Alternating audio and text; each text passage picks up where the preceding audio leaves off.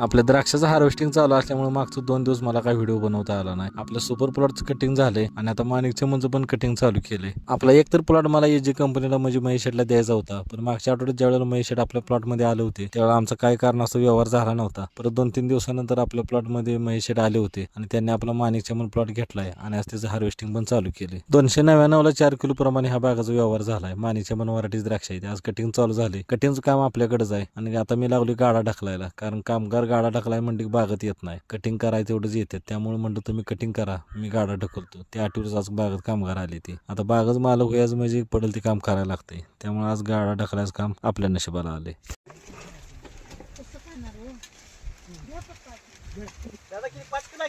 पाच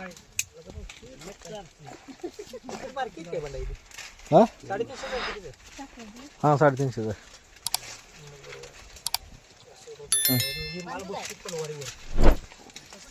ही तसंच व्हायला लागले. असं एवढं जाऊ दे काय हा कमवून जाऊ.